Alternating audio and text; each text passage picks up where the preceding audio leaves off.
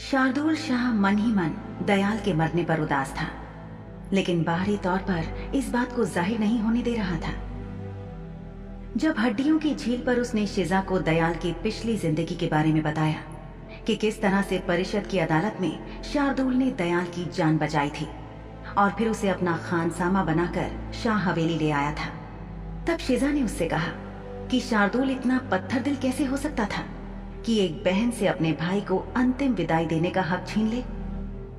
शिजा ने शार्दुल से कहा कि अगर वो दयाल के लिए वाकई फिक्रमंद था और उसका थोड़ा सा भी एहतराम करता था तो बहुत जरूरी था कि वो उसकी बहन को दयाल के मरने की सूचना दे, ताकि दयाल को उचित और सम्मानजनक अंतिम विदाई मिल सके जिसका वो हकदार था। शार्दुल को फौरन शिजा की बात समझ में आ गई और उसने फैसला किया कि वो दयाल की लाश को उसकी बहन के गांव तक पहुंचाएगा, ताकि उसकी बहन अपने भाई के अंतिम शरीर को एक बार देख सके और अपने रीति रिवाज के मुताबिक उसका अंतिम संस्कार कर सके। शिजा शार्दुल के साथ जाना चाहती थी, लेकिन क्योंकि दयाल की बहन राजपुताने में रहती थी जो श्यामला से बहुत दूर था और शार्दुल वहां तक इस वक्त बग्घी से नहीं जा सकता था, क्योंकि पहुंचने में 2-2.5 दिन लगते और इतने में दयाल का शव खराब हो जाता, लाश सड़ने लग जाती। उसे अपनी पिशाची शक्तियों वाली रफ्तार के प्रयोग से ही जाना था और ऐसे में 2 व्यक्तियों को एक साथ ले जाने पर उसकी ऊर्जा दुगनी खर्च होती, जिससे उसकी भरपाई के लिए जो खून उसे उपभोग करना पड़ता वो भी दुगना लगता। शार्दुल ने शिजा को बग्घी में बैठाकर अपने कोचवान के साथ शाह हवेली के लिए रवाना कर दिया और खुद पलक झपकते ही उड़कर उस बड़ी सी चट्टान पर आ खड़ा हुआ जिस पर अभी भी दयाल का शव रखा हुआ था। शिजा ने उसकी आंखें बंद कर दी थी, इसलिए अब उसका चेहरा पहले जैसा पीड़ादायक नहीं लग रहा था और शार्दुल के दिल को थोड़ा कम कचोट रहा था। एक शुद्ध खून वाले पिशाच को किसी की मौत से कोई ज्यादा फर्क नहीं पड़ता था, लेकिन दयाल की बात अलग थी। अभी उसके मरने का वक्त नहीं था, वो बेचारा तो साजिश का शिकार होकर बेमौत मारा गया। शार्दुल को मजबूरी में अपने परिवार की जान बचाने के लिए एक ईमानदार और वफादार कर्मचारी के प्राणों की आहुति देनी पड़ी थी। हालांकि उसके पास कोई दूसरा रास्ता नहीं था, लेकिन फिर भी इस बात का अफसोस शार्दुल शाह को बहुत लंबे समय तक रहने वाला था। शार्दुल शाह ने एक नजर दयाल के शव पर फिर से डाली और फिर उसे जमीन से उठाकर अपने कंधे पर रख लिया। अगले ही पल वो अपनी पिशाची ताकत वाली रफ्तार का उपयोग करके वहां से उठ चला और अपने पीछे छोड़ गया निस्तब्धता और खामोशी। अब वहां उस बड़ी सी चट्टान से नीचे झील की तरफ झांकने वाला कोई वहां नहीं बचा था। पीछे रह गया था तो झील के पानी के ऊपर तैरता हुआ सा कोहरा और झील के पानी के अंदर दशकों से डाली जा रही हड्डियों और लाशों की अतृप्त आत्माओं की फुसफुसाहट, जो किसी सामान्य व्यक्ति के लिए सुनना नामुमकिन था। ये वही लोग थे जो सब मारे जा चुके थे और जिनकी यादें दुनिया के पटल से लगभग धूमिल हो चुकी थीं। जब शार्दुल राजपूताने की जमीन पर पहुंचा तो वहां का तापमान श्यामला की तुलना में बहुत ज्यादा गर्म था। अभी रात से कुछ ऊपर का समय हो चुका था। वो गांव की गलियों में से गुजरता हुआ अपनी मंजिल की तरफ चल पड़ा। पिछली बार जब वो यहाँ आया था उसकी तुलना में ये गांव इस बार बहुत ज्यादा मंदी में दिख रहा था। घरों के बाहर बग्घियों की संख्या कम हो चुकी थी। लोगों के बाड़ों में पशुओं की संख्या भी पिछली बार की तुलना में काफी कम थी। कुछ घरों के बाहर ढिबरी और लालटेन जल रही थी, जबकि कुछ घरों के मालिकों ने अगले दिन के लिए तेल बचाने के लिए उन्हें बंद कर दिया था। दयाल की लाश को अपने कंधे पर टिकाए शार्दुल शाह गांव के अंदर चल दिया।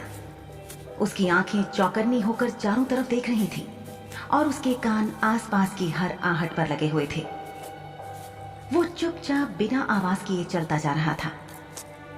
गांव के एक तरफ कब्रिस्तान और दूसरी तरफ शमशान घाट बना हुआ था। उसने शमशान में दयाल की लाश को रखा और देखा कि वहां का पहरेदार अपनी जगह पर गहरी नींद में सोया हुआ था।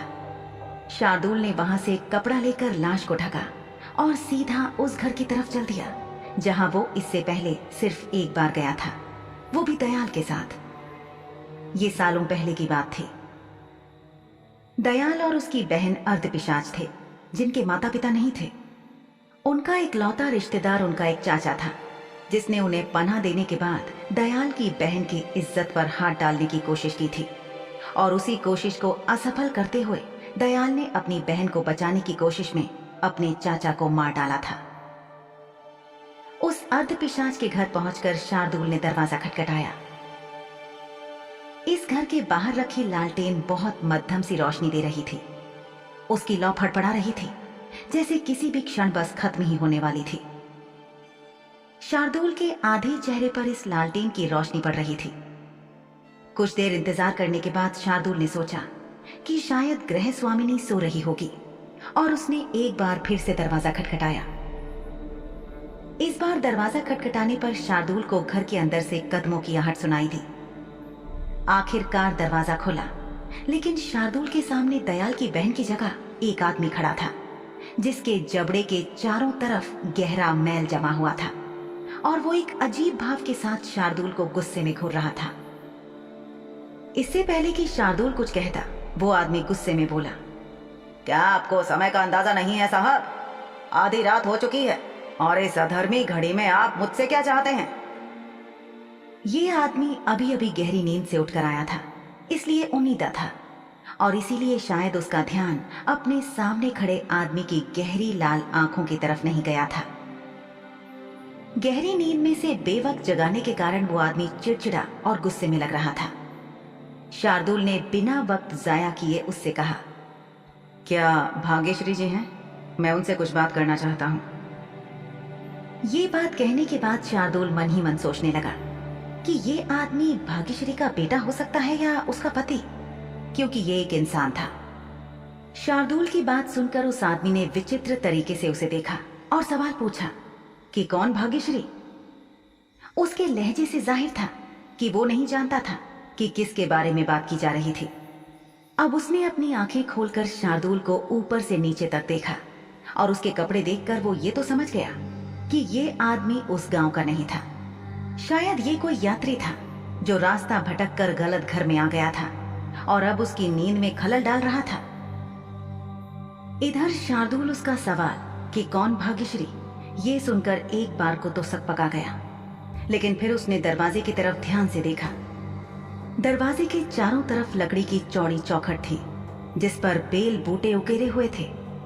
इन आकृतियों को उसने पिछली बार भी यहाँ देखा था। शार्दुल को फिर से यकीन हो गया कि वो सही घर तक ही आया था। उसने दरवाजा खोलने वाले व्यक्ति को महिला का पूरा नाम बताते हुए कहा कि वो भाग्यश्री पुरी की बात कर रहा था। वो यहाँ रहती थी। उसके कमर तक लंबे भूरे बाल थे और वो लगभग शार्दुल के कंधे जितनी लंबी रही होगी। शार्दुल ने उसकी लंबाई बताने के लिए अपने हाथ से अपने कंधे के पास का इशारा किया। फिर उसने और विश्वसनीय लगने के लिए उस आदमी को बताया कि भाग्यश्री पुरी एक अर्धपिशाच थी और अपने भाई के साथ यहाँ रहा करती थी। शार्दुल ने एक आकर्षक मुस्कान के साथ अपनी बात कही, जिससे वो व्यक्ति निश्चित रूप से प्रभावित दिख रहा था। उस आदमी ने भौहों को सिकोड़कर याद करने की कोशिश करते हुए कहा, ओ अच्छा, अर्धपिशाच महिला, वही ना जो इस जगह की मालकिन हुआ करती थी। आप उसी की बात कर रहे हैं ना? शार्दुल ने उस आदमी से कहा कि हाँ, वो बिल्कुल उसी महिला के बारे में बात कर रहा था, और अब वो कहाँ थी इस बारे में जानने के लिए उत्सुक था। शार्दुल के लिए ये सोच पाना बहुत मुश्किल था कि वो महिला अपने घर को छोड़कर किसी दूसरी जगह रहने के लिए चली गई होगी। शाह हवेली में नौकरी करने के बावजूद दयाल ने कोई बहुत मोटी कमाई नहीं की थी। हवेली के नौकरों में से किसी को भी बहुत अधिक भुगतान नहीं किया जाता था, लेकिन हाँ, उनका रहना, खाना, कपड़ा सब मुफ्त होता था, और जो पैसा उन्हें दिया जाता था वो उनके जीने के लिए काफी होता था। ये उस समय के उच्च समाज के अघोषित नियमों में से एक था, जिससे वो लोग अपने नौकरों को हमेशा खुद से बांधे रख सकते थे। मजदूरी हमेशा न्यूनतम ही दी जाती थी, क्योंकि ज्यादातर नौकर अपने मालिकों की हवेलियों में बने नौकरों के आवासों में रहते थे, जहां उन्हें रहना और खाना दिया जाता था। दयाल भले ही अपनी कमाई के पैसे जोड़कर अपनी बहन को भेजता रहा हो, लेकिन ये विश्वास करना मुश्किल था कि उस पैसे से वो एक घर खरीदने में कामयाब हो गई होगी, और वहां जाकर रहने लगी होगी। शार्दुल के विचारों की श्रृंखला को उस उम्मीदे आदमी की आवाज ने तोड़ा। वो बोला, तो फिर तो आप जिस भाग्यश्री पुरी की बात कर रहे हैं, मेरे ख्याल से वो मर चुकी है। उस आदमी ने इतने विश्वास से ये बात कही जैसे कि वो इस बारे में सब कुछ जानता था। शार्दुल ने उससे सवाल किया कि वो इस बारे में इतने भरोसे के साथ कैसे कह सकता था। उस आदमी ने शार्दुल की तरफ देखा और फिर बेपरवाही से कहा, इस जगह पर मनुष्यों और पिशाचों के बीच छिड़े झगड़े के कारण कुछ इंसानों ने उन पर हमला किया था। ये काफी पुरानी बात है, मेरे ख्याल से लगभग 4 साल तो हो ही गए होंगे। यहाँ इस गांव में 2 समुदायों में झगड़ा होना बहुत आम बात है और ऐसा होने पर लोग एक दूसरे के खून के प्यासे हो जाते हैं और कुछ लोगों की जाने जाना बहुत आम है।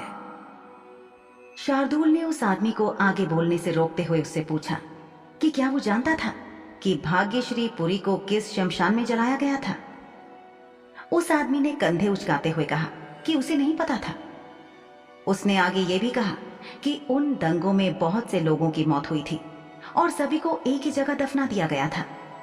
उसने ये भी बताया कि पिछले साल उसके पिता का भी निधन हो गया था और उन्हें भी और लाशों के साथ उसी कब्रिस्तान में सामूहिक रूप से दफना दिया गया था, इसलिए उसे कोई सुराग नहीं था।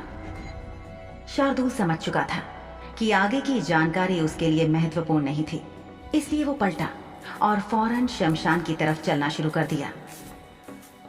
उम्मीदे आदमी ने अपना दरवाजा बंद किया और वापस जाकर सो गया। शमशान की तरफ चलता हुआ शार्दुल मन ही मन सोच रहा था कि ये सब जो अभी हुआ वो कितनी अजीब बात थी। उसके मन में सवाल आ रहा था कि क्या दयाल को अपनी बहन की मौत के बारे में पता था। शार्दुल शाह ये अच्छी तरह से जानता था कि हर घर में काम करने वाले नौकर अक्सर कहीं जाने के लिए या घूमने फिरने के लिए झूठ बोलकर निकल जाते थे या फिर कई बार आपस में एक दूसरे के सलाह मशवरे से बारी बारी अपने मालिक मालकिन की जानकारी के बिना भी कुछ घंटों के लिए निकलकर वापस आ जाया करते थे। 4 साल पिशाची दुनिया में भले ही बहुत ज्यादा लंबा वक्त नहीं था, लेकिन फिर भी शार्दुल को ऐसा एक भी पल याद नहीं आया जब पिछले 4 वर्षों में दयाल अपनी बहन से मिलने के लिए अपने गांव गया हो। शाह हवेली में काम करना शुरू करने के कुछ समय बाद जरूर दयाल एक बार छुट्टी लेकर अपने गांव गया था ताकि वो अपनी बहन से मिल सके। पर गांव से लौटने के बाद उसने अपने गांव या बहन के बारे में किसी से कोई चर्चा नहीं की थी। और सच तो ये था कि शार्दुल ने भी उन सब बातों में बहुत ज्यादा दिलचस्पी नहीं ली थी। शार्दुल सोचने लगा कि अगर दयालपुरी शाह हवेली में शाह परिवार की सेवा करने के दौरान अपनी बहन से मिलने नहीं गया था तो उसकी बहन के साथ उसकी पीठ पीछे क्या हुआ होगा। जिस बहन को बचाने के लिए दयाल ने अपनी खुद की जान और भविष्य दांव पर लगा दिया था, उस बहन के बारे में उसे कोई सूचना नहीं थी। ऐसा कैसे हो सकता था। शमशान की ओर बढ़ते हुए वो वापस वहां गया जहां उसने एक लकड़ी के तख्ते पर दयाल के शव को रखा था। उसने दयाल के शव को यहाँ इस गांव के शमशान में इसलिए रखा था ताकि पौ फटने से पहले दयाल की बहन अपने भाई को देख सके और सूर्योदय होते ही दयाल का दाह संस्कार किया जा सके। लेकिन अब जब भाग्यश्री इस गांव में ही नहीं बल्कि इस दुनिया में ही नहीं थी तो शार्दुल को अपनी पूरी यात्रा व्यर्थ लग रही थी। उसे लग रहा था कि ये सब कितना दुर्भाग्यपूर्ण था कि एक अच्छी सोच के साथ किसी काम को शुरू करने के बावजूद चीजें कैसे नकारात्मक होकर बदल गईं। इतना ही नहीं, शार्दुल इस समय खुद भी बहुत भूखा प्यासा था। वो वहीं बैठ गया। कुछ ही देर में पक्षियों की चहचहाहट के साथ रोशनी भरने लगी और सूर्योदय हो गया। इसी के साथ शमशान का पहरेदार भी जाग गया। शार्दुल ने लाश की तरफ इशारा किया तो उसने फटाफट अंतिम संस्कार की तैयारी की और शार्दुल ने दयाल का दाह संस्कार कर दिया।